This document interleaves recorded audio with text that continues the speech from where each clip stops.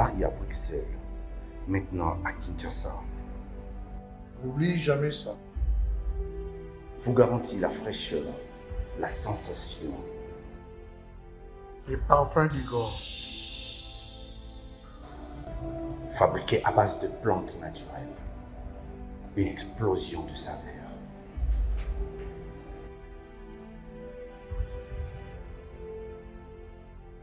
France, contactez-nous au +33 78 30 57 14. Et à Kinshasa, nous sommes au local 59 de l'immeuble Beautour. Fabriqués à base de plantes naturelles. N'oubliez jamais ça. Mesdames et messieurs, merci de suivre Face à Face. Samedi, vous le savez, généralement, il n'y a pas beaucoup de numéros face à face, mais quand je décide de tourner, c'est parce qu'il y a un sujet important. Le sujet d'aujourd'hui, on parle de deux grandes questions principales. Nous parlons de la prophétie à l'Église et la prophétie pour la nation, et aussi les hommes des destins. Parce qu'il est important de se dire, est-ce qu'il y a des hommes, parce que tout le monde a un destin, c'est vrai, mais il y a des gens qui ont un destin particulier. Et comment on fait? Et ça, on en parlera tout à l'heure avec le docteur, les pasteurs, le consultant, l'homme de Dieu, celui qui chuchote aux oreilles des présidents. Il s'appelle docteur Flavien Chirandi, très présent sur Twitter, où lui-même répond, pas des assistants, c'est lui-même qui répond, il fait les, comme on dit, les Roman Show. Il est avec moi aujourd'hui, docteur Chirandi, bon retour encore une fois au pays. Merci. C'était très bien hier, on a eu une conférence importante à l'UPC avec des étudiants, c'était une très belle expérience et nous envisageons d'ailleurs en faire encore à Lubumbashi fin avril. Pourquoi des conférences comme ça? D'abord, merci encore pour me recevoir. Je pense que la position où nous nous retrouvons aujourd'hui, c'est très importante. Une des choses à comprendre que nous sommes en train de sortir d'une génération pour entrer à une autre génération. Donc la génération de nos vieux, de nos parents, c'est une génération qui est en train de s'expirer. Et maintenant, c'est une nouvelle génération qui entre. C'est cette génération-là qu'en anglais on appelle des millenniums, des Generation X, ou les générations des millenniums, normalement des 40 ans en moins, ou bien peut-être même, les gens exagèrent, 50 ans jusqu'à moins, 50 ans jusqu'à 18, 19 ans. C'est cette génération-là que nous sommes en train de préparer. Donc moi, je crois fermement que les étudiants, ceux qui sont dans l'académique, c'est le futur des gamins. Donc c'est pourquoi nous devons déjà essayer d'enseigner les histoires de base, telles que l'éthique, l'entrepreneuriat, l'intégrité, la gestion des choses de l'État, la gestion de sa propre vie, le leadership effectif. Toutes ces choses-là, c'est pour préparer les jeunes à devenir des leaders qui seront responsables et savoir relever là où les parents n'ont pas pu. Et ce qui est très important, parce que quand vous parlez aux jeunes, vous allez les rencontrer forcément à l'université, parce que après, c'est dans les sociétés civilisées, c'est le milieu des recrutements par excellence des citoyens. Oui, je pense que dans le milieu académique, c'est très important parce que nous voulons leur montrer que ce n'est pas tout simplement parce que tu es allé étudier que nécessairement tu seras une bonne personne dans la société. Il y a des éléments qu'on doit ajouter dans son éducation, tels que le leadership qui doit s'ajouter, tels que les valeurs, tels que l'éthique, tels que l'intégrité, toutes ces choses-là, parce que tu peux devenir un homme qui est intelligent, mais pas avec une intelligence éclairée, c'est-à-dire une intelligence qui est noircie, qui se tourne vers toi-même. Tu gères la gestion, les choses de l'État, mais tu es plus sur l'intérêt de ta famille, plus sur l'intérêt personnel que sur l'intérêt de la nation, les gens que tu es appelé à servir. Et nous voulons aussi leur faire comprendre que nous sommes appelés à être des leaders serviteurs, être des gens qui servent. Nous n'occupons pas une position d'autorité pour être servis, mais nous occupons une position d'autorité pour servir. Et aussi parce que nous pensons que eux, en les touchant dans le monde académique, ils vont aller dans leur maison, ils vont aller dans leur cercle de fréquentation, ils vont aller même dans la cité, parmi les gens qui n'ont pas étudié, pour essayer de contaminer ou bien pour essayer de les enseigner ce qu'ils ont reçu. Et ce qui est très fondamental, Parce qu'après, les jeunes gens vous ont montré combien ils vous aiment, combien ils adulent, combien ils apprécient ce que vous faites. Est-ce que ça ne motive pas de faire plus que ça? Savoir si ça nous motive ou ça nous motive eux. Oui, est-ce que ça vous motive vous d'abord? Oui, ça nous motive. Continuer à Oui, faire ça. ça nous motive de continuer. C'est pourquoi toi et moi, nous avons décidé que nous devons partir à Lubumbashi. Exactement. Nous devons partir dans d'autres provinces. C'est lorsque nous touchons les étudiants, nous touchons une partie de la société. Et pour Et ceux vous avez vu vous-même aussi après la conférence, ils sont restés encore 1 heure, 2 heures du temps en train de poser des questions. Donc nous avons pu réunir la base des données. Lorsqu'on a réuni le nom, on a eu au moins 450 noms. Et ceux qui sortaient, qui n'ont pas signé le nom, qui n'ont pas écrit. Donc, on a pu avoir plus de 600 personnes qui étaient là-bas. Alors, lorsque vous avez touché ces gens, vous pouvez voir dans leur regard le désir, la soif d'une nouvelle référence. Est-ce que vous êtes d'abord d'accord que la société est en train de s'écrouler, notre société, l'actuelle société, elle est en train de s'écrouler, elle laisse la place à une nouvelle société? Oui, si on parle dans le contexte mondial, oui, et même dans le contexte de la République démocratique du Congo, vous pouvez sentir que il y a l'appel à une autre génération. La génération qui est précédente, la génération de nos pères, la génération de nos grands-pères, c'est une génération déjà qui est tentée de s'inspirer et sortir. Mais Et maintenant, c'est cette nouvelle génération, notre génération, la génération des étudiants. C'est cette génération qu'on appelle, que j'ai appelé la génération des milléniums, la génération des X. C'est cette génération-là que nous les préparons pour prendre la relève de diriger les pays. Alors, quelles sont les valeurs qui vont gouverner notre nouvelle génération, cette génération, quand on sait que les références sont en train de tomber, l'élite est en train de tomber, et dans tous les 3 grands facteurs de notre pays, à savoir les spirituels, la science et la politique. Nous voyons les pasteurs tomber. Nous voyons les scientifiques se laisser corrompre. Nous voyons les politiciens se méconduire de la manière la plus extravagante que possible. Quelles sont les valeurs qui vont diriger la nouvelle génération? Vous savez, il y a des gens, comme j'avais dit même à enseignement hier, il y a des personnes qui m'intriguent dans leur leadership. Et je passe du temps à lire ces personnes, à comprendre qu'est-ce qui a dirigé la vie de ces gens-là. Comment est-ce qu'ils étaient forts dans leur pensée et dans leur façon de réfléchir. Nous avons des personnes comme des Gandhi. Nous avons des personnes comme des Mandela. Nous avons des personnes comme des Desmond Tutu. Nous avons des personnes comme des Winston Churchill, un des grands leaders qui m'inspire beaucoup. Nous avons le président des États-Unis, quelqu'un comme Eisenhower, qui était un homme qui vivait dans la solitude, pensait tout son temps à réfléchir comment est-ce qu'il devait diriger la nation, quel genre de décisions il devait prendre. Alors, lorsque vous lisez toutes ces personnes-là, et lorsque vous ajoutez aussi la vie des autres leaders qui ont pu réussir, qui ont émergé d'une façon ou d'une autre, vous allez vous rendre compte que ils ont des points de ressemblance. Ayant étudié plus de 1500 leaders dans le monde, j'ai écrit même certains articles sur le leadership, en ligne d'ailleurs. Vous allez voir qu'il y a des leaders, donc ces leaders-là, ils ont 4 ou 5 points qui ont comme tant de fondations. Et la première chose, c'est d'abord la discipline. La discipline qui est, vous savez, la discipline doit se faire dans tous les niveaux. Discipline personnelle, discipline financière, discipline physique et discipline morale. Donc, qui fait en sorte que cette discipline nous conduit à développer une vie d'intégrité. Cette discipline aussi nous conduit aussi à développer une vie d'éthique. Alors, c'est comme ça. Donc, lorsque vous voyez le leader, les élites sont en train de tomber, ce n'est pas une chose qui nous réjouit, mais c'est une chose qui nous enseigne, qui nous aide à comprendre que il y a des choses qui manquent. Et ces choses-là qui manquent, c'est une crise. C'est une crise, oui, crise. Ce n'est pas seulement une crise philosophique, c'est une crise de leadership. Une crise de manque d'hommes. C'est ça, en fait. Crise de manque d'hommes qui ont développé le caractère, l'intégrité, les valeurs, et l'éthique.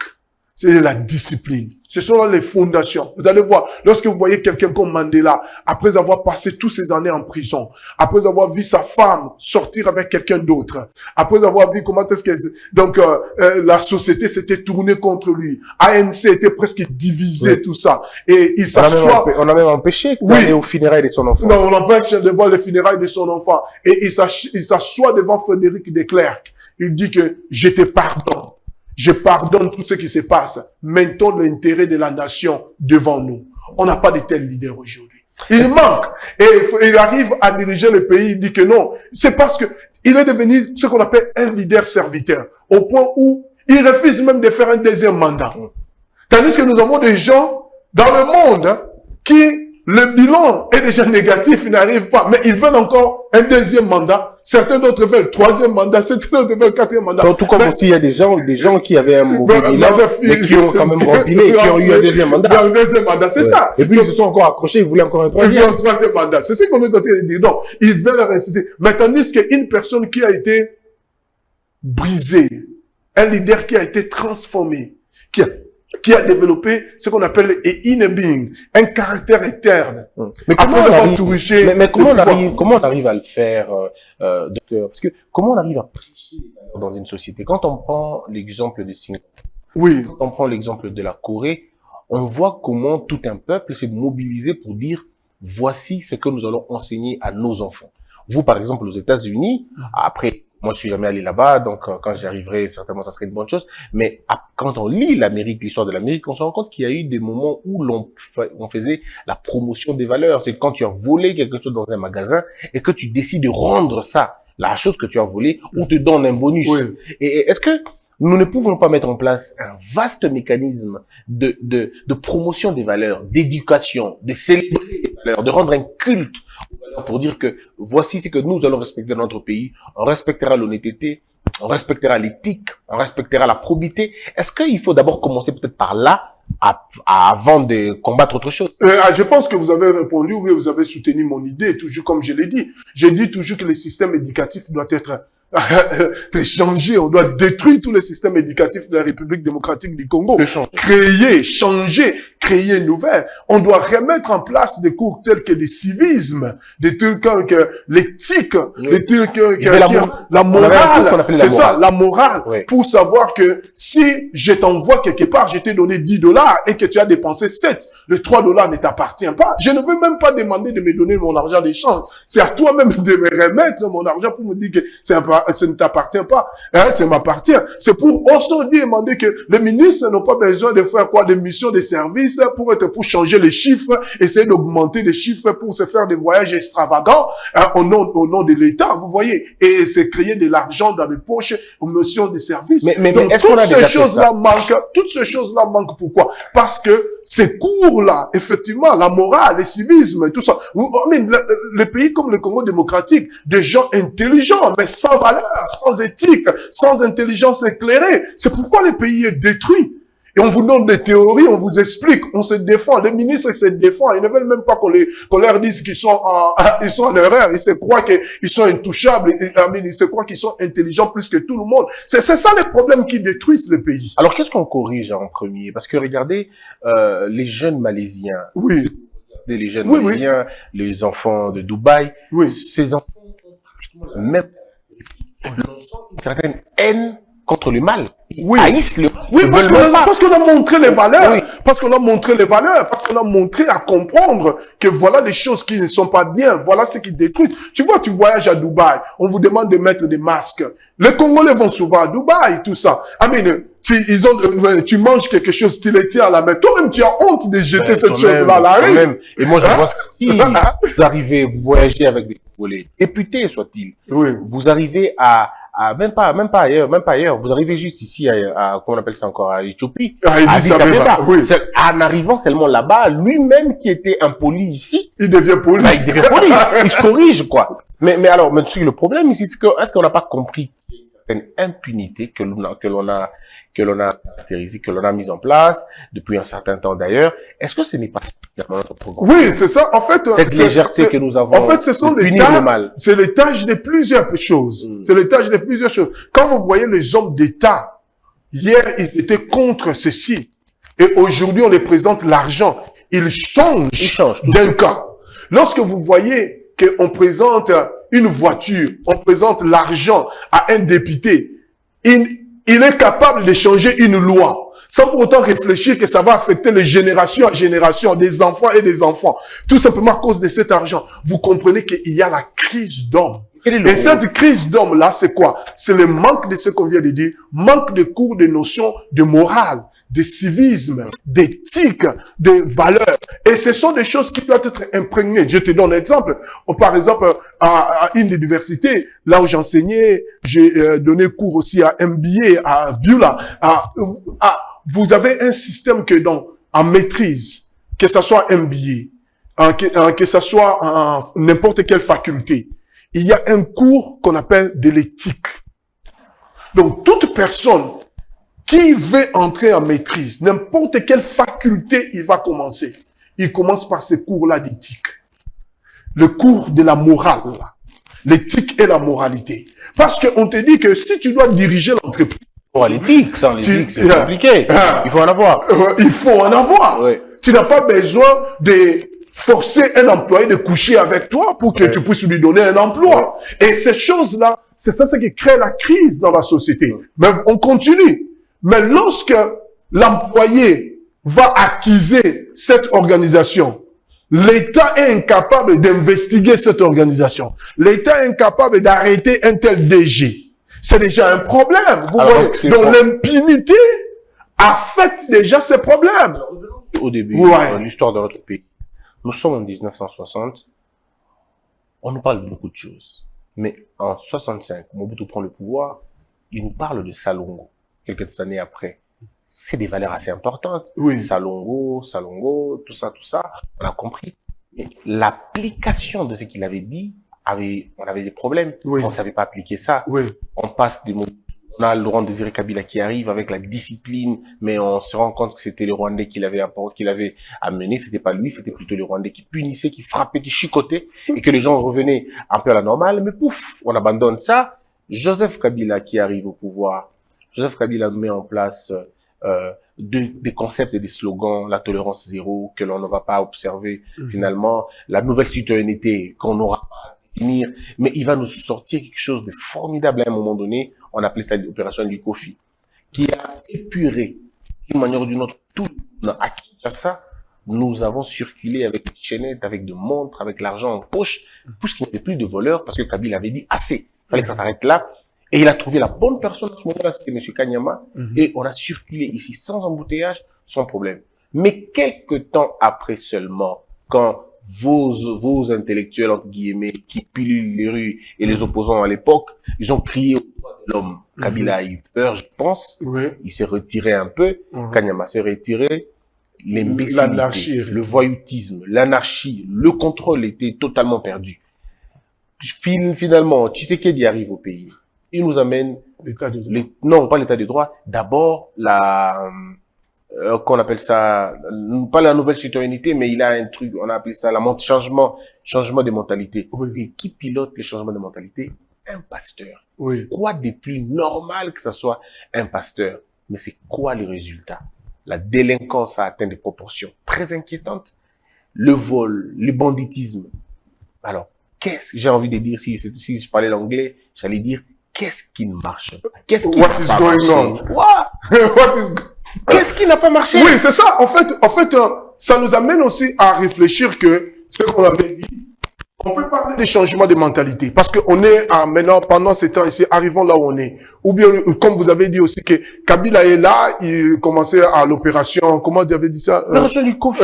Cette opération, ça marche. Ça marchait, tout ça. Et puis on a commencé à parler des droits de l'homme, tout ça, et s'est retiré. Donc, d'un côté, on est en train de voir qu'il faut une forme, et moi, je soutiens toujours une forme d'une dictature éclairée. Quand je parle d'une dictature éclairée, c'est une dictature qui remet l'ordre en place. Il faut un peu de chicotte chez quelqu'un pour les remettre en ordre. Vous n'avez pas tort. Oui. Vous n'avez pas tort parce que vous me dites, pourquoi n'est pas chicoté? Oui. Chicoté peut-être pas au sens chicoté, oui. Mais toucher là où ça fait mal. Oui, toucher là où ça fait mal. Parce que chicoté, ça veut dire toucher là où ça fait mal. Ouais. Par exemple, même les présidents, lorsqu'on parle de changement de mentalité. Mais si ce changement de mentalité ne commence pas, et ce que je l'avais dit même en Twitter là-bas, on peut parler de changement de mentalité, on peut parler de changement de narratif, on peut parler de tout ça. Toutes ces choses-là sont bonnes. Sont pas mauvaises. Mais vous savez quoi, les principes de leadership, ça doit commencer du haut en bas. Ça ne commence pas des bas en haut. Non. Lorsqu'on n'a pas des ministres qui sont des exemples, le changement des narratifs ne marchera pas. le changement de mentalité ne marchera pas. Le changement de ceci ne marchera pas. Pour que ça marche, il faut que ça commence du haut en bas. Donc l'exemplarité inspire plus que les mots et les phrases, voilà. tout ça. Il faut que les gens voient. On ne peut pas parler qu'il y a des vols dans la caisse de l'État et vous attendez que le peuple change. Ça ne va pas marcher. Il faut que les exemples viennent d'en haut et en bas. Et en bas, qu'est-ce que nous faisons en bas? C'est ce qu'on est en train de faire. On touche les étudiants, on touche les autres en leur parlant des valeurs. Espérons que ceux qui sont en haut, demain, ils vont passer. Cette nouvelle classe qui ont déjà appris ce qu'il manquait, ils seront capables de corriger les erreurs des aînés. Mais quand on parle de... Voyez-vous un peu, je voudrais qu'on s'apaisantisse un peu avant d'aller ailleurs. La méthode Kabila, Oui. la méthode des Kabila. Oui. Kabila le père et Kabila Joseph. Kabila le père est à Kisangani. Il n'est même pas encore à Kinshasa. Il dit aux Kinois que je ne veux pas entendre cette bêtise de 2 devant dans un taxi. Je veux une personne dans un taxi et 3 derrière. Docteur, les gens l'ont fait sans voir Kabila. Il a dit que je ne veux pas entendre parler des voleurs. Ici à Kinshasa, il n'y en avait plus de voleurs. Parce que les Kadogo à l'époque et les Rwandais qui étaient là, ils chicotaient dans le ventre. Et du coup, quand tu as vu quelqu'un te chicoter, toi, tu te règles tout de suite à la fin. Kabila Joseph a fait la même chose, mais pour que Kabila arrive à le faire, Joseph, pour qu'il arrive à le faire, il fallait qu'on éventre une femme. Des Koulouna ont éventré une femme, ils lui ont sorti le bébé dans le ventre. Et un colonel qu'on avait quasiment déchiqueté. Alors, Joseph Kabila à l'époque a dit assez. Ouais. Et il est parti. Moi, en ce moment-là, j'étais encore un véritable opposant contre lui. Je n'aimais pas son pouvoir. Mais je l'ai applaudi. J'ai dit, mais voilà au moins la voie à suivre. Parce qu'il faudrait à un moment donné qu'on arrête cette bêtise qu'on ne peut pas arrêter avec les discours, avec les...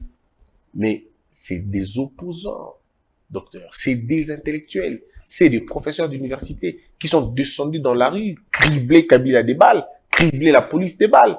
Et certains de ses opposants sont aujourd'hui aux affaires et ils retournent dans certaines des choses qu'ils pouvaient condamner. Bon, là, c'est vous qui continuez. Bon, après, je me dis, docteur, est-ce que nous allons évoluer comme ça? Donc, en fait, c'est quoi la méthode qui convient ça retourne ça retourne à certains points qu'on a touchés. Il faut remettre d'abord les choses en place. Donc, il faut qu'on retourne sur la morale, le civisme, tout ça. Le système éducatif doit changer et on doit mettre ce qui est nécessaire dans le système éducatif. Et je pense que même au niveau des églises, même au niveau de chaque institution, on doit toucher tous ces points-là. Sur la morale, sur l'éthique, sur le civisme, sur les valeurs, l'intégrité, le leadership effectif. Toutes ces choses-là qui vont produire un homme qui est capable, un homme qui réussit dans la société. C'est ce qui a fait Mohamed Chaïk, celui qui dirige Dubaï. Il parle de ça dans son livre, le CEO of Leadership, le livre. Il parle de ça. Et j'ai fait beaucoup de travail en consultance là-bas à Dubaï. Et tu vois vraiment que ce sont des gens qui croient réellement qu'au développement de l'homme. Ils pensent que si l'homme est développé, il sera capable de faire sortir une société forte. Mais si l'homme n'est pas développé, et développé par quoi? Pas développé seulement par l'intellectualisme, l'intellectuel, être intelligent, non. Une intelligence éclairée qui tourne vers le peuple. Une intelligence où tu es serviteur. Tu ne t'occupes pas des positions pour t'en servir, pour devenir riche, mais tu occupes des positions pour servir le peuple. Parce que ce sont les peuples qui nous ont mis là-bas. Et puis à la fin, on doit avoir une forme de dictature éclairée. Et là, je suis désolé à ça. Moi, je vous dictature éclairée. Moi, je pense que... Je suis convaincu que les pays comme la République démocratique du Congo, la dictature éclairée est très importante. Il faut une dictature avec l'homme, avec les fichicotes et tout ça. Ouais, mais si Fachi les fait maintenant, rassurez-vous, c'est les mêmes personnes qui se parlent aujourd'hui, sur le même qui vont parler des droits de l'homme, qui vont parler de... Mais est-ce qu'il ne faudrait pas maintenant s'arrêter un peu et pour dire, on va arrêter ce système? Regardez le Rwanda, docteur. Regardez le Rwanda, regardez l'Ouganda. Vous savez qu'en Ouganda, parce que je suis jamais arrivé au Rwanda, où je suis allé dernièrement, j'ai vécu dans un hôtel, les singes viennent manger. Personne n'abat les singes là-bas.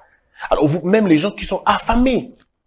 Donc, vous voyez que les gens respectent la loi, même quand ils sont affamés. Oui. Ils disent, non, c'est interdit d'abattre un singe. Je suis dans l'hôtel, mon frère Oumo est dehors, il voit des gros chiens. Moi, je suis là dans mon chien. Alors, il voit des gros chiens à l'extérieur. Mais il dit, mais ces chiens sont en bonne santé, personne ne les lapide.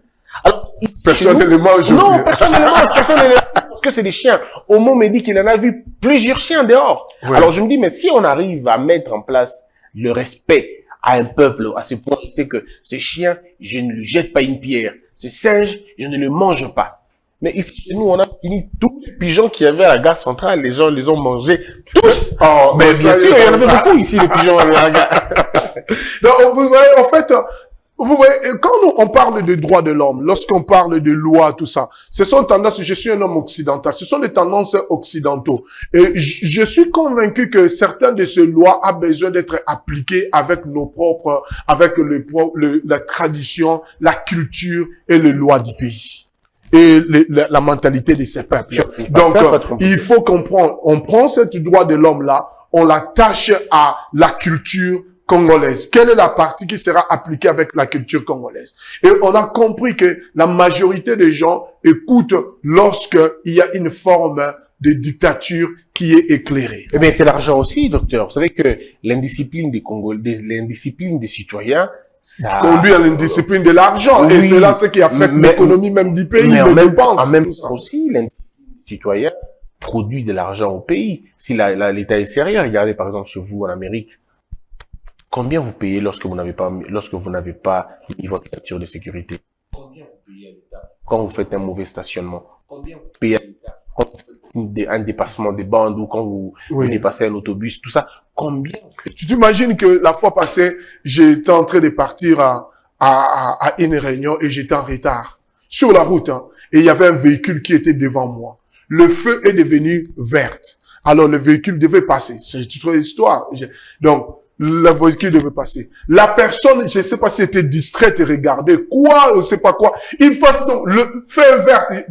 Papa, déplace-toi pour que nous puissions passer. J'étais derrière. J'ai perdu ma patience. J'ai klaxonné. De l'autre côté à droite, je savais pas qu'il y avait policier. Lui aussi, il attendait de l'autre côté. Parce que eux, ils avaient le rouge. Ils attendaient. Nous, on avait verte pour avancer. Aux États-Unis. Aux États-Unis. Et maintenant, la personne qui était devant moi, un monsieur, cette personne-là, au lieu d'avancer, il était distrait. Je sais pas s'il regardait quoi. Et moi, j'étais en retard. Donc, j'ai précipité, je devais partir. J'ai perdu ma patience. J'ai klaxonné, pour qu'il se déplace. C'est ça que le monsieur sautait, il a continué et directement le policier est venu. Il a tourné là-bas. Il m'a demandé de parquer à côté. Il m'a donné 2 tickets. Le premier ticket, il m'a donné, il m'a dit parce que j'ai klaxonné sur la personne. Je ne devais pas klaxonner sur la personne. C'était $200, les tickets là. Je te le dis. $200.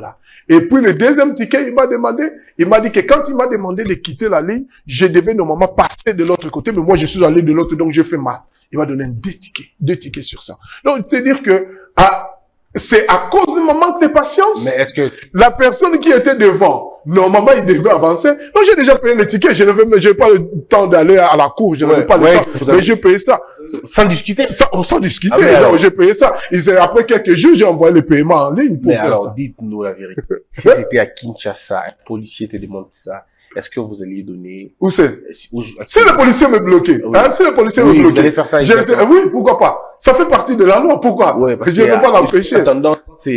Quand c'est ici, non, vous sortez les paquets. Non.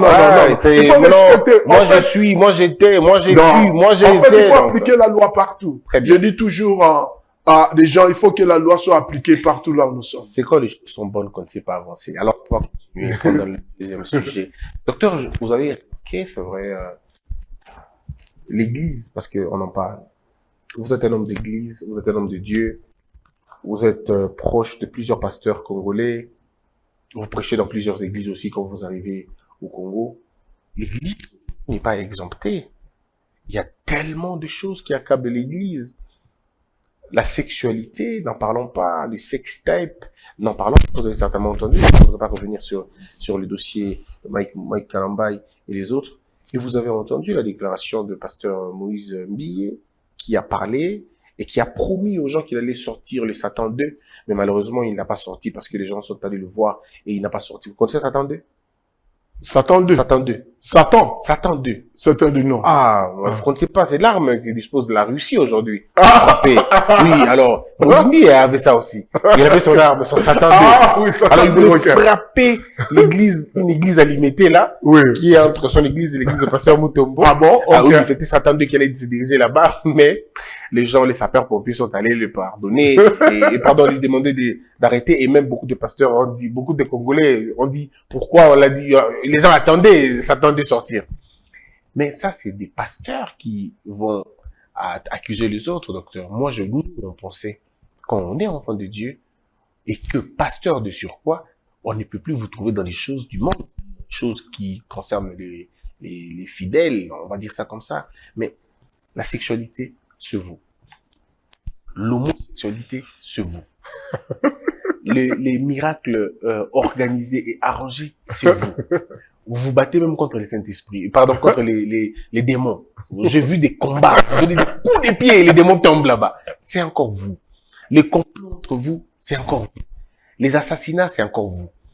Dans la cour du président, n'en parlons même pas, notre président ici, Tshisekedi, Oui. dans sa cour, Oui. c'est un fabrique de prophéties. Et ça, on le sait. Ils fabriquent de prophéties parce qu'ils veulent descendre tel autre pasteur ou tel autre pasteur. Le président Kabila, si seulement il pouvait parler, il a vu des pasteurs se battre. Des pasteurs lui promettre la mort. Et puis après, ça n'a jamais, c'est jamais arrivé. Et il est resté au pouvoir. 18 ans. Il y en a d'autres qui ont dit ça. Hier même, il y a un pasteur qui a dit qu'on allait marquer 3 buts. On a pas marqué 3 buts sauf dans sa prophétie à lui. On a eu seulement un seul but. Mais docteur, comment les gens vont continuer à croire en vous? Comment on va vous faire confiance? Écoutez, ça c'est pas une question, c'est une préoccupation. Une préoccupation. En fait, pour répondre à votre préoccupation, je pense que je vais dire ça sur 3 choses. La première chose, c'est qu'on est à la fin du temps. Et à la fin du temps, il y aura plusieurs choses qui vont se passer. Ce n'est pas simplement à la République démocratique du Congo qu'il y a ces scandales. Les scandales là sont aussi en Amérique, c'est aussi en Europe, c'est aussi plusieurs. Peut-être pas dans cette dimension, mais il y a aussi des scandales là-bas. Il y a aussi des scandales. Je veux pas que les gens pensent que je suis venu critiquer ou parler. Non, je n'entre pas dans des histoires qui s'est tenté de se passer à l'église du Congo, dans la vie des gens. Je n'y entre pas, je n'en parle pas. Mais je vais donner mon point d'observation et mon point de vue. On est à la fin du temps et la Bible parle qu'à la fin du temps, il y aura plusieurs choses. Donc, il y a des scandales, il y a des erreurs, il y a des fautes, il y a des choses comme ça. Deuxièmement, je pense que chaque enfant de Dieu, ses yeux doivent être pointés vers Jésus-Christ, au lieu d'être pointés vers les hommes. On doit se pointer vers Christ. Et ce que Christ attend de nous, c'est une vie qui s'accorde selon sa parole. Obéissez à ma parole. Obéissez à mes commandements. Et troisième chose, j'insiste de le dire, est que chaque chrétien a besoin d'un leader exemplaire dans sa vie pour l'aider à grandir dans sa marche avec le Seigneur. Vous savez, j'exhorte les chrétiens de développer leur vie personnelle avec Christ et de s'attacher aux choses d'en haut. L'argent va venir. La gloire va venir. Le succès va venir. Toutes ces choses-là, cherche-les à venir avec Dieu. Ne fabrique pas. Laisse Dieu. Alors, et Dieu l'amènera. Revenons dans les prophéties maintenant. Oui. Dans le miracle d'abord. Oui. Est-ce que c'est normal que quelqu'un se batte avec un esprit maléfique ou tout ça? Vous comprenez les lingala, si je donne lingala, vous allez comprendre. Ils vont se battre comment? Dites, continue en français comme ça, je pense que... Je trouve le mot.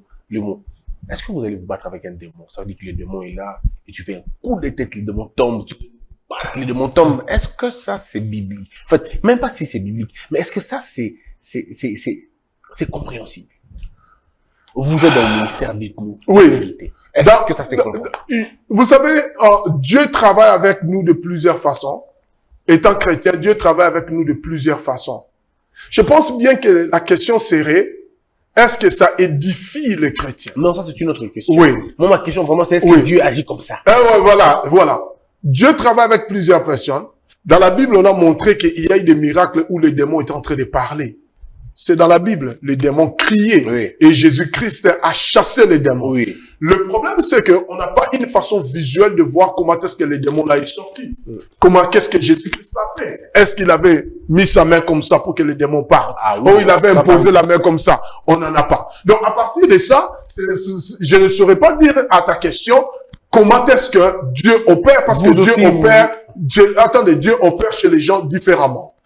La question, si c'est moi aussi j'opère comme ça. Non, est-ce que moi, vous avez déjà fait ça? Déjà? Moi, je crois à trois choses. J'enseigne la parole de Dieu.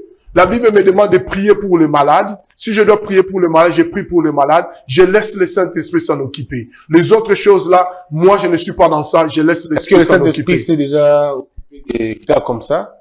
Ou ce qu'on Est-ce déjà utilisé à guérir des malades? À guérir les malades, Oui. comment? Oui, j'ai à prier pour les gens, des cas des gens qui sont guéris. Il y a des cas des gens qui sont guéris. Ce n'est pas nous qui des aveugles guérissons. aussi, C'est qui Dieu ont qui guérit. Il y a des aveugles qui ont guéri. Les morts qui sont ressuscités? Non, les morts ne sont jamais ressuscités. Ah. Il y a des gens qui ressuscitent les morts. Non, je n'ai pas dit que leur ministère ressuscite les morts. Mon ministère, moi, n'a pas encore ressuscité un mort. Ah, d'accord. Ok. Alors, mais revenons maintenant. Pourquoi les grands pasteurs que non, là, je ne vais pas aller dans ça. Ça va créer... C'est subjectif, je ne vais pas aller dans ça. J'essaie de le dire avec beaucoup de prudence pour ne pas heurter l'église, parce qu'au cas où je suis dans l'erreur, Dieu risque d'être fâché contre moi. Et toi aussi, tu es de l'église, oui, hein. oui, Il faut pas nier, tu es de l'église. Si, je suis de l'église. Je suis un fruit de l'église. Ah, oui, C'est oui. pourquoi je ne voulais pas. Tu as été aussi enfant à Philadelphie aussi. Pas j'étais, je suis de Ah, tu es enfant de Non, mais Philadelphie. pas, non, moi je suis de Dallo Ministry. Ah, des dames Pas de ministres. Philadelphie. Le jour où le pasteur Roland Dallo a laissé Philadelphie, il a fait Dallo Ministry, je suis allé à Dallo Ministry. Même pas physiquement, mais au moins à distance. Ok. Je me reconnais plus. Donc dans tu le veux dire que leadership. tu ne vas pas à l'église de Philadelphie. Non, je n'ai pas encore eu le temps d'aller à l'église maintenant, depuis que le pasteur Roland Dallo n'est plus là. Parce que dans le parti, ça fait quelques années. Oui, maintenant. je suis plus allé depuis qu'il est parti. Je me reconnais plutôt dans les articles du pasteur Roland Dallo. Ah, dans le leadership du pasteur Dallo. C'est quelqu'un pour qui j'ai beaucoup d'estime, que je respecte beaucoup. Ok. Donc, Oui, j'ai ça, je sais. lui, je l'aime, je l'affectionne. Je sais pas si on je peut sais. encore. C'est des races quand même assez difficiles. Oui. Donc je suis là-bas maintenant. Oui. Je suis dans autre chose. C'est ce que vous voulez me voir. Mais je ne reproche rien à ceux qui sont là. Mais seulement je me dis, est-ce que les prophéties que l'on entend aujourd'hui Oui. sont véritablement bibliques? En fait, qu'est-ce que je veux dire? Pas biblique, mais est-ce que il y a un terme qui m'échappe pour dire ça. Crédible. Bon, crédible, on va Ou dire. biblique. Mais dépendant de tout ce que... Crédible, on va dire, est-ce que moi j'ai la possibilité. Je dis seulement, est-ce que c'est... Ça dépend de la prophétie. Ça dépend de la prophétie. Au moins que vous soyez spécifique ou si vous êtes spécifique. Je vais aller. Je prends des cas. Oui. Il y a des gens qui ont prophétisé que Martin Fayulu allait être président de la République. Ok. Il y a des gens qui ont prophétisé que Shadari allait être président de la République. Et puis il y en a qui ont prophétisé que Fachi allait être président de la République. Enfin, Fachi est arrivé président.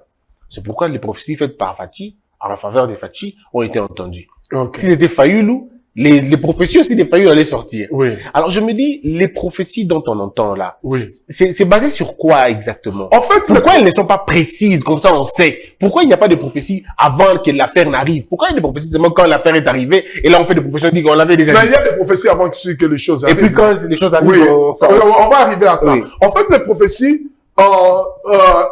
il y a le don de la prophétie et il y a le ministère du prophète. Ouais. Le don de la prophétie et le ministère du prophète. Celui qui a le don de la prophétie n'est pas dans le ministère ou ce qu'on appelle en anglais the office of the prophet, dans le ministère du prophète. Mais celui qui est dans le ministère du prophète a le don de la prophétie. Ça, c'est déjà une différence. Attends. Celui qui est prophète, c'est celui qui est dans le ministère du prophète. Le ministère du prophète. Parce qu'en lui, il a le don de la prophétie. Alors, dans la prophétie, il y a deux choses. Il y a la prophétie, et là, on va maintenant dans le don, dans le ministère du prophète. Dans le ministère du prophète, là où il y a le don de la prophétie, il y a ce qu'on appelle le foretelling and the forthtelling.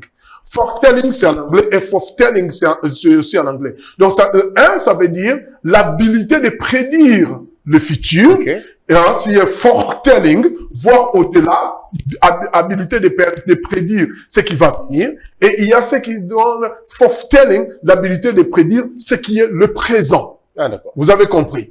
Alors, le foretelling, c'est cela qui passe par les tests du temps.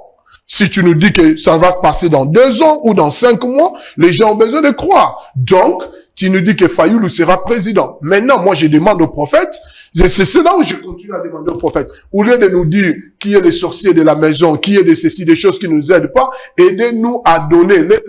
L'économie du pays, la vie sociale du peuple ne marche pas. Donnez au président de la République un ministère, dites-le, quelle est la pensée de Dieu pour relever l'économie. Ça s'est fait. Joseph, Pharaon a eu un songe, il a eu Joseph a pu interpréter sûrement ce qu'il devait faire. Alors, c'est ce qu'on appelle l'habilité de foretelling. Regarder des choses à futur et annoncer ces choses-là. Et ça passe par des tests. Le test du temps qui doit être accompli et le test de la traçabilité. Traçabilité, c'est-à-dire que ça doit être, on doit être capable de tracer la prophétie. Si tu nous dis le temps, on doit être dans la traçabilité, on doit être capable de vérifier. Vous comprenez, hein? On doit vérifier. Donc, j'ai parlé de 2 choses. Le temps, et puis la traçabilité, l'habilité de vérifier, d'être capable de dire que non, tu nous as dit que ça va arriver à un tel moment, tu nous as dit que ça va faire ceci, tu nous as dit que ça va faire ceci. Ok, vérifions. On doit vérifier parce que la Bible dit que on saura s'il est un bon prophète que si ces choses-là s'accomplissent. Attendez, si ces choses-là s'accomplissent, qu'est-ce qui s'accomplisse? Ce qui a été prédit dans le temps et ce qui a été tracé, c'est-à-dire ça a été vérifié et on s'est rendu compte que ça s'est accompli. Ok, ça c'est foretelling. Foretelling, c'est ce qui a été annoncé dans le présent et on doit voir ça. Mais tout cela doit être passé par les tests du temps. Alors, oui, je voudrais qu'on comprenne une chose. Oui. Mais il y a des prophéties qui ont été faites, mais qui n'ont jamais été réalisées. Oui, c'est ça. Dans la Bible même, même dans la Bible. Oui, attendez, voilà. Qui ont été faites dans la Bible, qui n'ont jamais été réalisées. Voilà. Et ça, tu as raison. Oui. Laisse-moi toucher aussi sur ça. Les prophéties qui ont été faites bibliques, qui ont été faites par biblique, par exemple, la Bible parle dans le livre d'Hébreux, qu'ils ont vu ces choses et ils les ont saluées de loin. Parce que ça n'a pas été accompli. Oui. Ça n'a pas accompli. Comment ça devait se réaliser? Ce sont des prophéties que Dieu a laissées dans le monde d'exceptionnel qui ne se sont pas accomplies à nos yeux comme ça, mais que Dieu est en train de définir ça sur le temps, différentes formes. Alors, une autre chose, Dieu peut annoncer la prophétie. Je donne un exemple, il peut annoncer la prophétie, il dit que non, il y aura un cas qui va se passer, ceci, il y a une situation qui va se passer. L'Église a le droit aussi de prier, de demander à Dieu, non Seigneur, épargne-nous, par exemple, une chose négative, ils sont des chrétiens, ils ont le droit de demander, Seigneur, épargne-nous à cela, épargne-nous, et Dieu va écouter, et il peut avoir compassion en son peuple, pour ne pas amener ces malheurs-là. Et ça se voit encore dans la Bible, lorsqu'on est venu annoncer au roi Ézéchiel, qu'on lui a dit que non, tu vas mourir, le prophète est venu lui dire, dans Ésaïe, il lui a dit que tu vas mourir, la maladie là te conduira à la mort. Le prophète s'est tourné vers Dieu, il a dit, Seigneur, souviens-toi, j'ai fait ceci, aie pitié de moi, tout ça. Dieu a dit, ok, à cause de cela, parce que tu t'es humilié, je t'accorde encore 10 ans de ta vie pour vivre. Donc, c'est pour tout simplement montrer que il y a des prophéties, c'est vrai que ça s'annonce comme ça, mais nous étant quelqu'un, donc Dieu peut déclarer dans ta vie, dit que non, il y a un malheur qui arrive, quelqu'un dit ça. Toi, tu t'assois devant Dieu, tu dis, Seigneur, épargne-moi de cette histoire ici, éloigne-moi de cela. Et Dieu va t'éloigner. Et c'est simple, quelqu'un peut se réveiller le matin, tu as rêvé, je donne un exemple, tu as rêvé que tu as fait un accident, tout ça. Tu te réveilles, tu pries pour que Dieu épargne cet accident, et tu sors et tu n'as pas eu l'accident. Est-ce que vous, on a déjà rêvé de vous que vous êtes mort? Où c'est? Oui, vous. Depuis que vous êtes né. Est-ce que vous avez déjà fait un rêve que vous êtes mort? Non, je me souviens pas, non. Et tout. Mais alors, vous êtes exceptionnel parce que tout le monde a ça au moins bon, une fois dans sa vie. Peut-être, hein, je sais pas. Ouais. Alors, mais bon, très bien. On va passer parce que moi, j'entends ça de temps en temps d'ailleurs. Je voudrais qu'on entende, qu'on comprenne encore une chose. Est-ce que parmi les prophètes dont vous parlez, est-ce qu'il y a des prophètes mineurs et des prophètes majeurs? Oui. En fait, la Bible, lorsqu'on parle de prophètes mineurs, on parle de prophètes majeurs, c'est par rapport à ce qu'ils ont parlé. Ce n'est pas par rapport à qui est fort, qui est faible et tout ça. C'est la génération précédente qui interprète ça mal.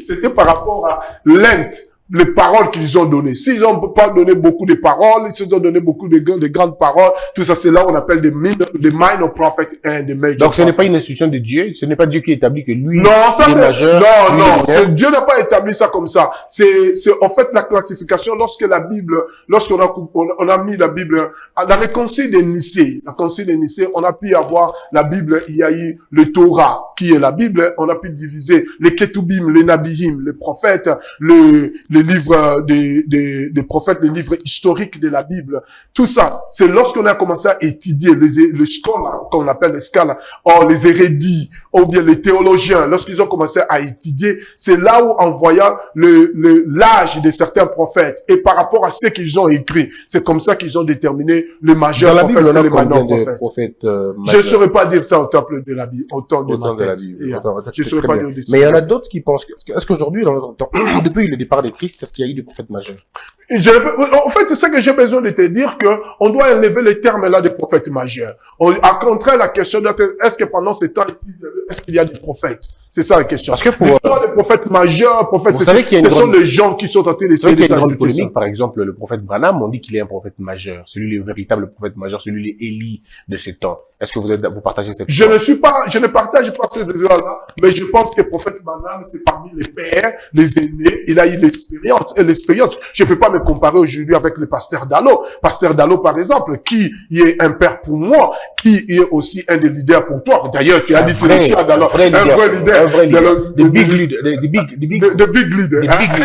For me, is the big leader. Yeah, the big oui, donc, tu vois. Alors, le pasteur Dallo, c'est un père pour moi. Moi, je peux pas me comparer avec le pasteur Dallo. C'est normal qu'on puisse dire que pasteur Dallo, c'est un père, tout ça. Même si moi, je sers, mais je vais servir à ses pieds. Mais est-ce qu'il a, non, moi, je suis pas, là, c'est la politesse qui vous fait dire ça. Non, ce n'est pas la politesse. Non, moi, je parle de la divinité. Je parle de la grâce. Oui, moi, je pensais qu'il a une grâce plus importante que la vôtre? Non, qui pasteur Dallo? Oui. Oui, pasteur Dallo a une forte Très bien. grâce plus que moi. Très bien. Est-ce que vous pensez que le prophète Branham a une grâce plus importante que Oui, les autres? je pense que non. Que tous les autres prophètes du monde. En fait, il y a des certaines personnes, c'est parmi les deuxième choses qu'on va parler ici.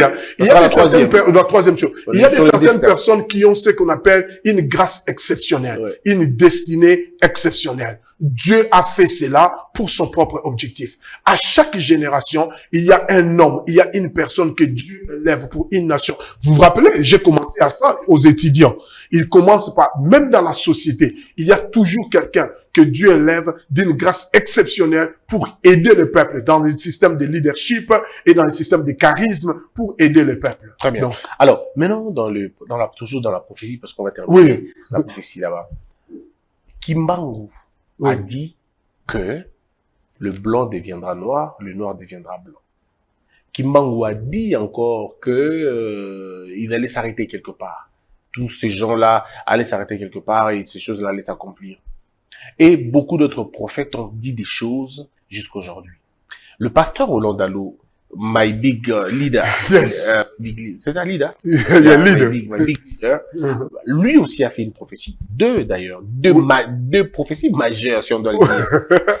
Il a prédit la chute du FCC et c'est arrivé au temps qu'il a dit, même s'il n'avait pas donné la date exactement, mais il a dit ça. Il a dit encore que Tshisekedi Félix n'était pas le président qui allait nous amener à l'âge d'or, c'était juste un président qui allait nous ramener à la normalité des choses, mais pas à tout ça. Et puis, il dit encore que il voit des gens tomber. Et il a dit, non, ça c'est même avant, il a même dit que un serviteur de Dieu allait connaître des difficultés, des petits soucis, il avait dit là les gens ont oublié, mais il avait dit pour le frère Michel Bakenda, qu'il voyait le frère Michel être transporté par l'esprit, quelqu'un de formidable, mais qu'il y avait quelque chose qui allait l'empêcher, qui allait le détruire, ou peut-être le déranger un peu. Et puis après, le sextape est arrivé, pouf, Michel Bakenda est tombé. Et puis il a dit qu'il avait vu encore que des présidents, des autorités, non pas de présidents, je pense qu'il a parlé des hommes, des candidats, voilà, des candidats. La prophétie de samedi passé. Oui. Voilà. Bon, bref, pas besoin de vous rappeler, vous connaissez la prophétie. Oui. Placez ça et les autres prophéties faites dans le temps maintenant. Qu'est-ce que vous voulez qu'on puisse dire? Vous voulez qu'on se focalise sur la dernière prophétie que Pasteur Dallo a dit? Ou bien c'est le même cheminement. Oui, c'est le même cheminement. Ce qui est vrai, et je regarde la télé, je regarde tout le monde. Le pasteur Roland Dallo, c'est celui qu'on doit commencer. C'est un homme, un père et un repère. C'est un homme d'intégrité. Pasteur Roland Dallo, c'est un père pour moi. Pasteur Dallo, et dans ma vie pendant plusieurs années. Et d'ailleurs, ce qui est grave, c'est que des choses que j'ai fait aujourd'hui, j'ai eu le temps de vous le dire. Je l'invite aussi dans ma vie. Hein. Comme ça, il mettra aussi le temps comme il a mis dans vous. Les choses que j'ai vues aujourd'hui, certaines étapes de ma vie, le pasteur Dalo me l'a dit des années, et je sais que peut-être il ne va pas se rappeler tout ça. Pasteur Dalo vient chez nous à la maison. Alors, j'ai une relation particulière avec cet homme. Ce n'est pas de le connaître simplement devant la chair, mais dans la vie. Vous l'avez comme pratiqué. Ça. Oui, dans la vie. Et on connaît mieux la personne dans la vie privée que dans la vie publique. Donc, c'est un homme de discipline, c'est un homme d'intégrité, c'est un homme qui est vrai. Mais non, sur ce que le pasteur Roland Dalo parle, quand il écoute de la part de Dieu, je vais dire à l'église, je vais dire à la société congolaise, sur 100%, c'est vrai que il est un homme comme tout autre homme, qui veut dire qu'il peut aussi déraper, il peut aussi commettre une erreur. Mais sur 100%, 90% sont corrects. Donc ça, je peux déjà vous le dire. Donc, quand 90%, il quand il voit, s'il te dit sur 10, 9 tu prends. Si tu veux rejeter un, tu prends. Mais moi, je ne rejette rien. Je prends tout. Okay. Alors, il a dit qu'il a vu un homme, il a vu un homme, sélection. C'était sa sélection. Il y a race, il y a 4 personnes. Un est tombé, et une autre sur la chaise roulante. Et il a dit marquez ma parole. Et comme il a dit marquez, surtout que quand il a dit lui-même marquez ma parole. Donc, il sait ce qu'il avait. Moi, mon importance n'est pas vraiment sur ça. Mon importance est plus pour dire au peuple que ce qu'il a dit, ça va s'accomplir comme il a vu ça. Ne jouez pas. Et ce qu'il a vu là. Parce que je connais l'homme avec son intégrité et je connais comment il marche avec les Seigneurs. Mais l'Église a la responsabilité de s'humilier devant Dieu et demander à Dieu la miséricorde. Parce que la mort n'est pas une bonne chose aussi. Nous voulons que les candidats là puissent rester. On ne connaît pas c'est qui. Mais on veut ne fût-ce que cette personne là puisse rester, vous voyez. On veut aussi que l'autre ne soit pas sur une chaise roulante. Hein? C'est peut-être un père de la famille, peut-être c'est une mère de la famille. On ne connaît pas cette personne-là. Pourquoi d'être sur une chaise roulante? C'est là la responsabilité de l'Église pour que l'Église commence à prier. Est-ce que c'est possible? Oui, c'est possible que l'Église... Et il demande au pasteur Dalo de se joindre à eux, de passer le temps dans la prière, demander la miséricorde de Dieu. Mais même Dieu qui a fait ça pour Ézéchias, c'est le même Dieu qui peut faire ça pour les candidats là et pour avoir miséricorde. Mais si on ne prie pas, si on laisse ça va arriver. Mais maintenant, si ça, on prie et que ça n'arrive pas. Oui. Est-ce que les gens ne diront pas que le pasteur a menti? Non, il ne dira pas qu'il a menti parce que la même processus, tout ça, c'est pasteur Dalo, il s'est levé devant la nation pour dire voilà ce que Dieu a montré, voilà ceci. Alors, il va faire aussi le même procédure. Je connais que avec son intégrité, il va se lever aussi, il va dire OK, on va faire une prière des nations avec les gens pour prier pour que Dieu puisse avoir miséricorde, pour qu'il n'y ait pas deuil dans les pays, pour qu'il n'y ait pas quelqu'un en chaise roulante, que Dieu puisse avoir pitié de nous. Là, maintenant, c'est maintenant à Dieu de faire sa volonté. Dieu peut insister là-bas pour dire, parce que vous m'avez supplié. Il va écouter, j'ai eu miséricorde d'épargner cela.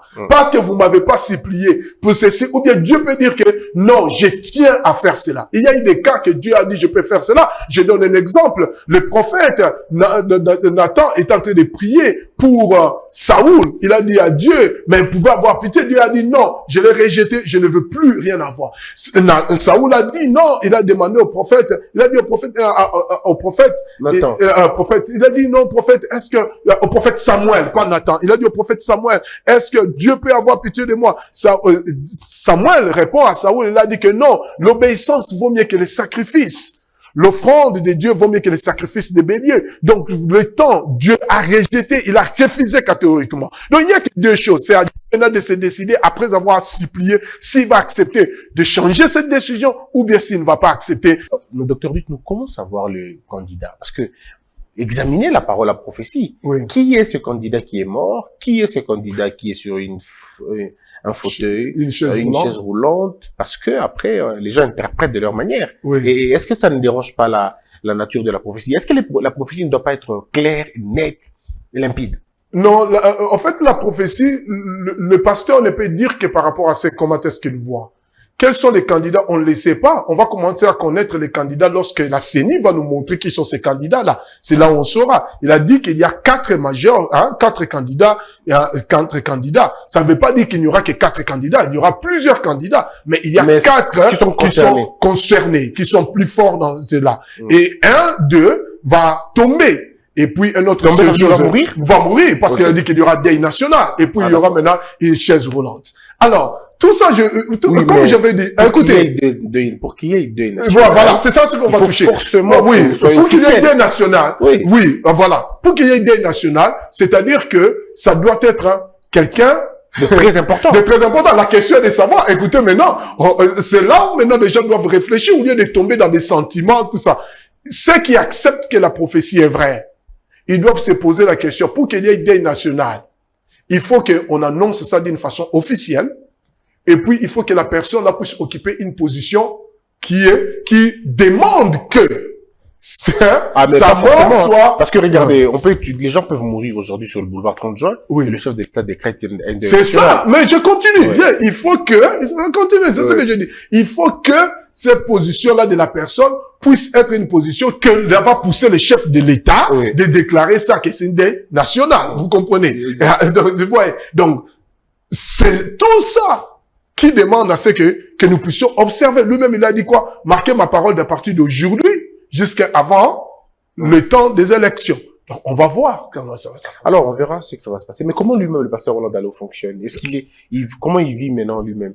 Est-ce qu'il est en paix? Est-ce qu'il est tranquille? Est-ce qu'il n'est pas dérangé par les extrémistes de tous bords? Pasteur Roland Dallot, 30 ans de mariage, plus de 30 ans d'expérience dans le ministère.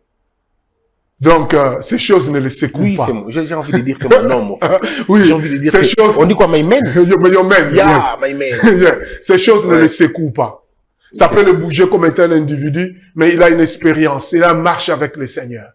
Et c'est cette marche avec le Seigneur qui lui donne une confiance. Très bien. On va prendre le dernier sujet pour terminer. Pasteur, vous savez que un jour, ça je le témoigne. Oui. Un jour, quand la Covid avait commencé, vous voyez, quand ça frappait, il y a beaucoup de prophéties, hein. C'est la fin du monde, Dieu a dit, Dieu est fatigué de nous, c'est la fin et tout et tout. Et quelqu'un a dit sur Internet, il dit, mais est-ce que ça enlèvement t'es? Oh, ça l'enlèvement a été. Et quelqu'un d'autre a répondu, et j'avais trouvé ça très, très, très interpellateur. Il dit, non, j'ai vu le pasteur Roland Dallot. Donc, enlevez, alors, ils en enlevé. Mais si vous ne le voyez plus, là, enlevez au coma. Oui. Alors, est-ce que vous ne voyez pas que c'est peut-être un exemple de beaucoup de serviteurs de Dieu, atteindre ces niveaux-là où les gens qui ne te connaissent même pas peuvent prendre, comme on dit, les risques de croire en toi en disant, non, lui, il est un homme saint. Vous voyez, que ce soit au milieu des Congolais ou pas, il y a des gens comme ça que Dieu élève d'une façon exceptionnelle, que Dieu fait une grâce exceptionnelle. Pasteur Roland Dallot a une grâce et il a aussi beaucoup d'ennemis. Il y a des gens qui l'haïssent à mort. Une fois, je me rappelle très bien, je pense qu'il était chez moi et puis quelqu'un a appelé à partir de Bruxelles. Je me rappelle, ça c'est quelqu'un a appelé à partir de Bruxelles. Et la personne a appelé, il m'a appelé moi pour que je puisse informer le pasteur Dallot. Il était quelque part là, on est en train de mal parler du pasteur Dallot. Donc, nous, qu'on parle mal de nous, il faut que l'on pense que ça arrive à tout le monde. Oui, donc, il y a... Si déjà les gens comme le pasteur Roland Dallot, on peut parler en mal de lui, c'est pour vous aider à comprendre que il y a des gens qui parlent mal de lui, mais qui reconnaissent qu'il y a quelque chose de bien en lui. Donc, c'est ça ce que nous vivons dans la société. On parle mal de vous, mais on reconnaît qu'il y a une grâce exceptionnelle en vous. Parce qu'on va parler de cela. Quel est le rôle qu'un pasteur doit jouer aux côtés des rois? Il y a ce qu'on appelle... je veux dire. Il y a ce qu'on appelle... en anglais, ça sonne mieux. Il y a ce qu'on appelle... in the service of the king, for the service in the kingdom. Donc, il y a des services qu'on fait à côté du roi et des services que nous donnons au roi. Je sais pas comment bien expliquer ça en français, mais lorsque quelqu'un est à côté du roi, une autorité, votre service, c'est de lui dire ce qui est vrai et de rester intègre dans ce que vous avez comme message. Très bien. On termine cette émission avec les destins. Oui. Quel est le rôle du destin dans la vie d'un homme? Est-ce qu'il y a des gens qui ont un destin extrêmement particulier? Est-ce que vous avez quelqu'un dans la tête? Vous avez une image? Oui, j'ai beaucoup de gens dans la tête. Oui. Vous voulez que je cite? Donnez des exemples. C'est Dieu qui nous a tous créés, n'est-ce pas? Oui. Mais pourquoi il y a un homme qu'on appelle Napoléon Bonaparte Oui. au milieu de plusieurs Français? Mais pourquoi c'est lui qui est élevé, mais sans mérite, comme on va dire? Parce qu'il y a des gens qui étaient plus intelligents que lui, plus forts, plus bien nés d'ailleurs que lui. Pourquoi des gens comme Obama, alors qu'il y a autant d'Américains qui ont étudié dans les grandes universités, sortis des quiz les plus exceptionnels du monde, pourquoi on doit avoir des gens comme de Winston Churchill? Comment on doit avoir des gens comme Albert Einstein? Comment on doit avoir tous ces gens-là? Et au Congo, en Afrique, partout, on a des gens comme Mobutu, par exemple. On a des gens comme Kabila Joseph. Et je pense même pour Joseph, Kabila, c'est beaucoup plus frappant parce qu'il a 29 ans. Oui. Il n'est pas au pays. Il n'a pas vécu au Congo pendant longtemps, on va dire. Quand il arrive au pays, quand on entend son nom 3 ans après, il est président. Comment ça s'explique? Comment des gens comme Tshisekedi, son père a fait tout ce que l'on peut faire, mais n'est jamais arrivé. Et c'est Félix Tshisekedi qui arrive, alors il est président de la République. Dans le système de Dieu, comment ça se passe? Est-ce que nous venons tous de la même poche, où il y a des gens que Dieu dit, bon, Bino, bon, Kendela Boye, bah, oh, comment cela se passe? En fait, en Dieu, il y a ce qu'on appelle la préscience et en Dieu, il y a ce qu'on appelle la volonté personnelle. Si je parlais ça très bien en anglais, ça allait sortir vraiment avec simplicité, que mon audience puisse m'aider. It's what we call the prescience of God. L'habilité de Dieu de voir avant la science, l'habilité de Dieu de contrôler le monde de la façon dont il veut. Et c'est cette habilité aussi, ça s'opère à son omniscience. Le fait qu'il connaît tout, il contrôle tout, et aussi, il fait tout ce qu'il veut. Dieu dit, il se décide, il dit que je vais faire ceci selon ma propre volonté. Tout le monde vient dans sa poche, tout le monde veut.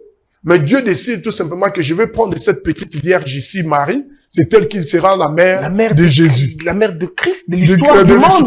De l'histoire du monde. Oui, alors qu'il y a beaucoup de vierges en ce moment-là. Beaucoup de vierges à ce moment-là. Donc Dieu se tape unique pour faire ce que lui il veut. Parce que il a décidé de le faire. Et c'est ça ce qui fait, c'est ce que j'ai dit, la préscience de la part de Dieu, son omniscience, son habilité de contrôler tout, de connaître tout, de faire ce qu'il veut. Et c'est le danger maintenant d'imiter quelqu'un. Tu parles d'un Kabila qui vient, qui prend le pouvoir, vous pouvez les battre. Ce sont des gens de destin. Les gens de destin, vous pouvez essayer de les enterrer comme vous voulez. Si Dieu a mis la main sur quelqu'un de destin, il ne mourra pas. Ils ont pris Winston Churchill, un de mes leaders les plus favoris que j'aime. De leader favori. Winston Churchill s'élève pendant la deuxième guerre. Vous connaissez la deuxième guerre mondiale. Il dirige l'Allemagne. Il dirige l'Angleterre comme étant premier ministre, tout ça. Fort, tout ça. Est-ce que vous savez qu'il avait perdu pour la deuxième élection? Bien sûr. Il a perdu. Mais le gars, c'est pas possible. Il a perdu. Et lorsqu'il a perdu, et les gens ont dit non, on n'a pas voulu, on avait besoin de lui pour nous aider à se battre contre les ennemis mais on n'a pas besoin de lui sur la vie sociale. Directement, on l'enlève et on met nouveau premier ministre. Et le premier ministre qu'on met en place, on se rend compte qu'ils ont besoin de Winston Churchill de retourner. Et Winston Churchill retourne encore pour diriger. Et cette fois-ci, il dirige. Lui-même, il arrive vers la fin. Il va déposer. Il dit qu'il ne veut plus continuer. Il reste. Mais il reste, il est incontournable.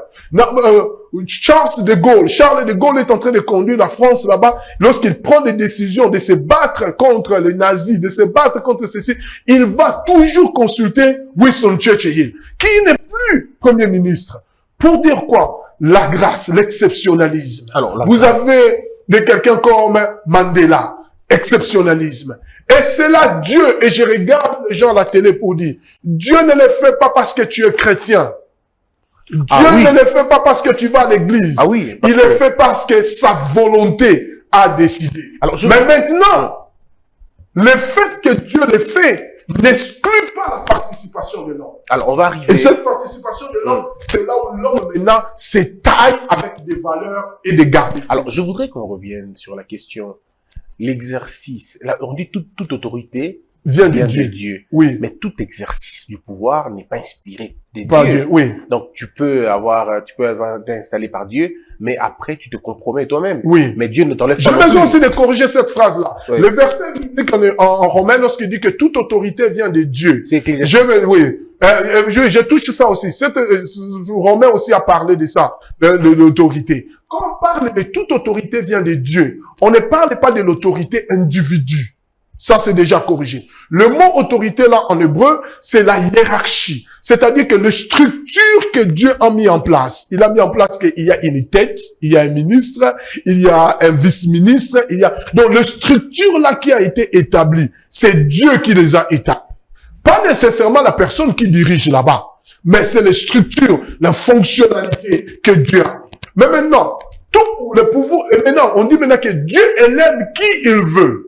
Maintenant, c'est là où maintenant l'individu compte. Il a pris, il a élevé quelqu'un. C'est pourquoi il rabaisse aussi qui il veut. C'est-à-dire que il y a des gens qui sont dans une position d'autorité, mais ce n'est pas Dieu qui les a établis.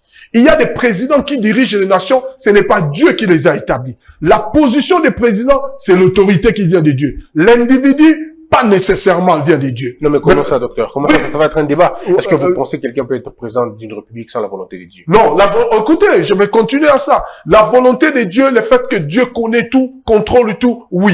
La volonté de Dieu, le fait que Dieu veut nécessairement cette personne-là, non. Ah, donc il y a des choses qui échappent à Dieu. Non, ce n'est pas parce que ça échappe à Dieu. Moi, Il y a des choses, je donne un exemple. écoutez, Non, est-ce que si toi poser... tu vas, décide-toi. Si toi tu décides aujourd'hui que tu vas entrer dans la voiture, tu vas conduire la voiture et puis tu vas aller cogner quelque chose. Et que tu meurs. La volonté de Dieu, c'était ça. C'est pas ça. Non, Dieu connaît. Donc, c'est pour oui, dire mais pour diriger, donc. Oui, est-ce qu'on peut arriver à la présidence par accident? Oui, il y a le leadership par accident. Il y a le leadership par accident. Il y a le leadership que les gens, c'est ce qu'on appelle occasional leadership. Et c'est ce qu'on appelle le leadership occasionnel. Oui, le leadership occasionnel. Oui. Ça. Mais cela ne veut pas dire que nécessairement Dieu veut que cette personne-là soit là. Mais il y a des gens qui prient pour arriver là. Mais comment Dieu va laisser cette place-là à des accidentés? Écoutez. En fait, c'est là où ça nous échappe, nous tous.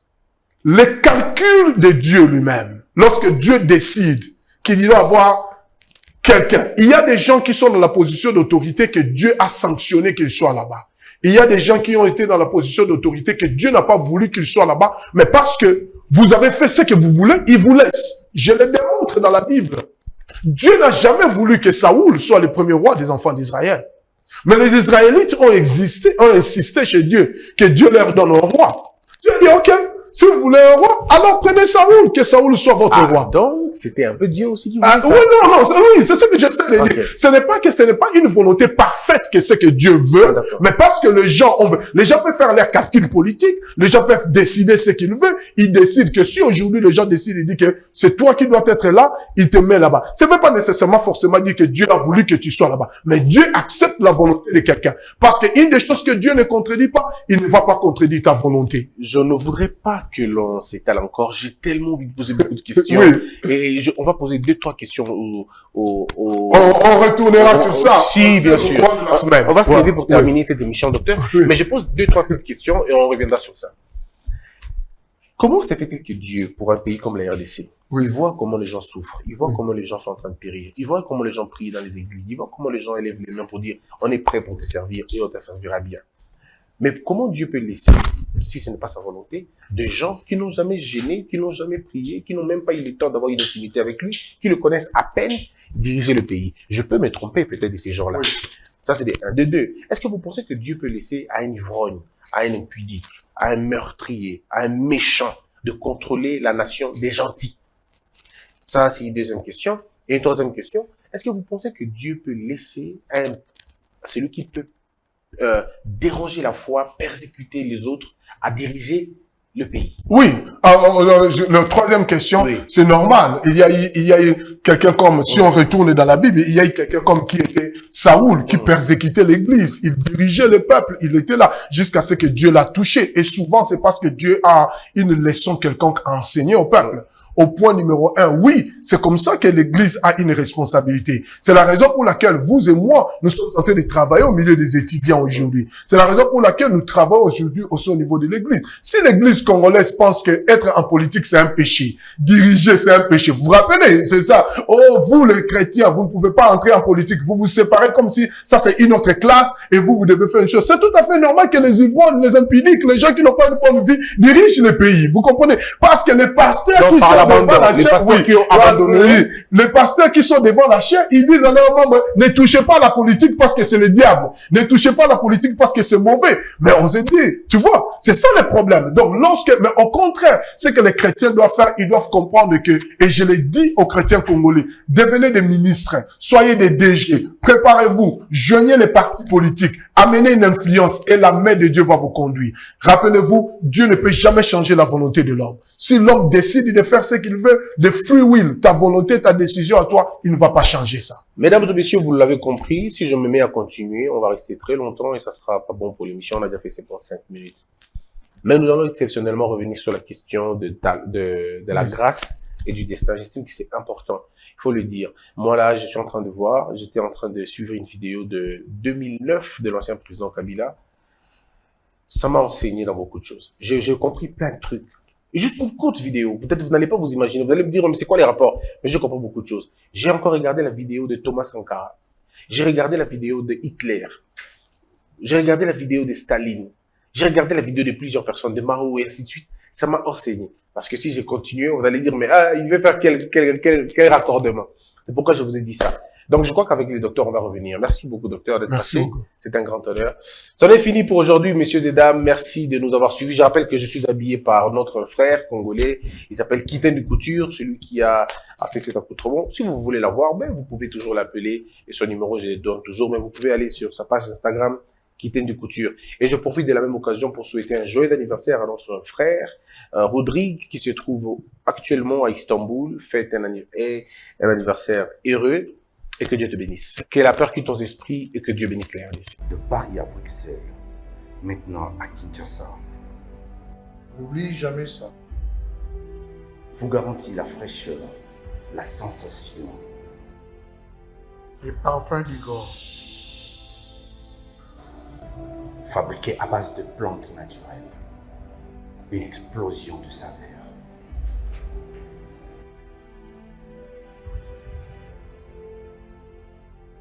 France, contactez-nous au +33 78 30 57 14.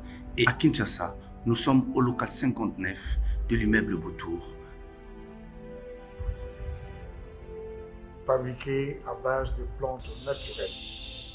N'oubliez jamais ça. Debout, Congolais, unis par le sang, unis dans le fort pour l'indépendance. Unis aux hommes, zizopinwa, daimana, shindo twendeleye, na kinyabana piko, na mosala, totongambo, kakulika kitoko, na kinyabana kungo. Toyembani, loyembo lonene ya lisanga.